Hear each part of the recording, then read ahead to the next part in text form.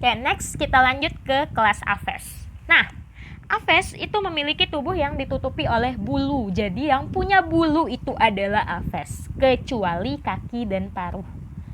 Kemudian dia tetrapoda, masih punya 2 pasang alat gerak, di mana ekstremitas anterior itu akan jadi sayap dan posterior itu akan digunakan untuk hinggap atau berenang. Nah, kalau 3 kelas sebelumnya itu adalah poikilotermis. Kalau Aves itu adalah homoitermis. Apa itu homoitermis, Miss? Homoitermis itu adalah kelompok hewan yang mendapatkan panas tubuhnya dari dalam tubuhnya sendiri atau yang berdasarkan metabolisme tubuhnya. Ya. Jadi suhu tubuh tidak bergantung pada suhu lingkungan. Nah, Aves ini dia bisa bertahan pada suhu 40 sampai 43 derajat Celcius. Ya, jadi cukup tinggi. Nah, kemudian kulitnya tidak berkelenjar kecuali uropigel. Jadi uropigel itu adalah kelenjar minyak yang ada di bawah kulitnya di dekat ekor. Jadi tujuannya untuk tetap membasahi bulu-bulu biar bulunya tetap lembab dan tidak kering. Ya, tapi jangan dibayangkan basah emang benar-benar basah, enggak. Nah, metabolismenya itu tinggi. Jadi kenapa dia bisa terbang? Nah, dia punya badan yang ringan dan rangkanya itu berongga-rongga. Jadi rangkanya ringan, makanya rangkanya itu bisa tertahan saat terbang. Kalian bayangkan kalau rangkanya kayak rangka manusia, padat, itu jangankan terbang, baru terjun aja udah jatuh. Nah, kemudian bulunya itu aerodinamis atau dia mempermudah gerakannya dan bersifat isolator terhadap panas atau tidak bisa menyerap panas dengan baik. Karena kasihan juga kan burung kalau bulunya konduktor atau bisa menyerap panas dengan baik. Terbang aja dikit dia kepanasan, klak. Nah, istimewanya lagi, kenapa burung itu juga bisa terbang? Karena dia nggak ada vesika urinaria atau kantong kemih. Kalian kan tahu, kantong kemih itu fungsinya untuk menampung urin. Bayangkan kalau burung itu punya urin yang disimpan. Berapalah beban yang harus ditanggung dia. Selain tubuhnya harus bawa urin lagi. Nah, kasihan lah dia mau terbang. Makanya Tuhan mentakdirkan dia itu nggak punya vesika urinaria. Nah, pada burung betina yang dewasa, dia hanya punya 1 ovarium atau 1 penghasil sel kelamin betina di sebelah kiri. Yang bagian kanan rudimenter. Karena kalau kelompok lain itu ovariumnya sepasang kiri dan kanan, tapi khusus burung dia cuma punya 1 di kiri. Terus dia nggak akan ditemukan di padang es yang gersang dan gurun yang sangat-sangat gersang banget. Nah, kalau kelompok Aves ini fertilisasinya udah internal dan ovipar atau bertelur.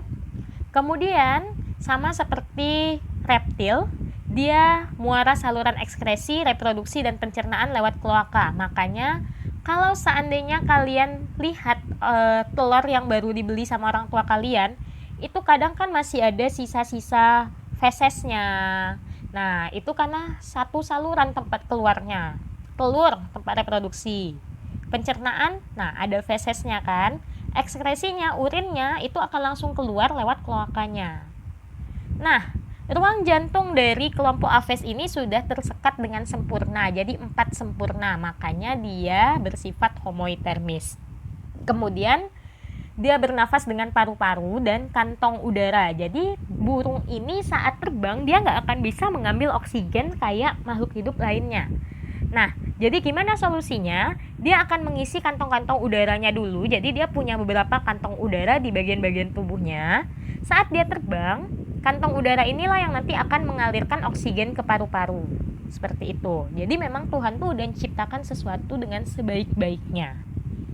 Kemudian dia punya pelebaran esofagus yang dikenal dengan istilah tembolok, dan ada lambung empedal yang berotot tebal, itu berfungsi untuk proses pencernaan, dan ditemukan pasir dan kerikil. Makanya kalau kalian lihat ayam tuh kadang-kadang patok-patok batu, patok pasir, itu sebenarnya bukan karena mereka kebingungan melihat mana beraskah, mana pasirkah. Itu karena memang pasir dan kerikil dibutuhkan untuk pencernaan mereka.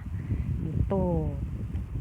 Nah, Aves ini bisa kita kelompokkan berdasarkan kemampuan terbang. Yang pertama, ada kelompok karinata atau hewan yang bisa terbang.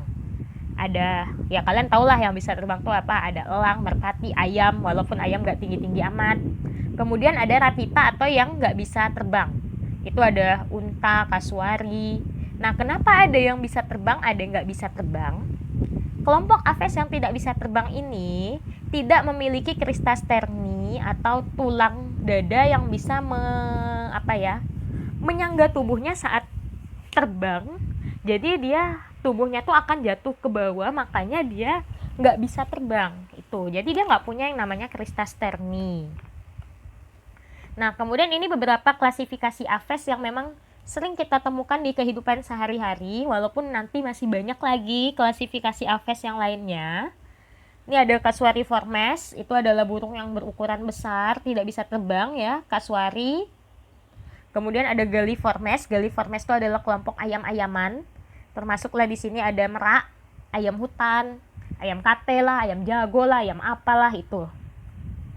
Kemudian ada Falconiformes, Falconiformes itu adalah kelompok elang dan raja wali. Ya, kalian lihatlah di kebun binatang banyak sekali kan elang-elang, raja wali. Kemudian ada Psittaciformes, ini adalah kelompok burung yang pada umumnya itu memiliki bulu yang berwarna indah. Ini nuri, bayan, itu dia. Ini yang digambar adalah burung bayan. Passeriformes, burung-burung yang menghasilkan suara yang indah, burung penyanyi, beo. Nih, ini yang digambar itu adalah burung beo, Grassula religiosa. Lalu ada Columbiformes, itu ada kelompok merpati, ya. Dan masih banyak lagi contoh-contoh dari kelompok Aves. Silahkan kalau mau tahu kalian bisa cari di buku cetaknya, atau kalau ada pertanyaan boleh diajukan di kolom komentar. Nah, selanjutnya kita akan masuk ke kelas yang terakhir, yaitu kelas mamalia.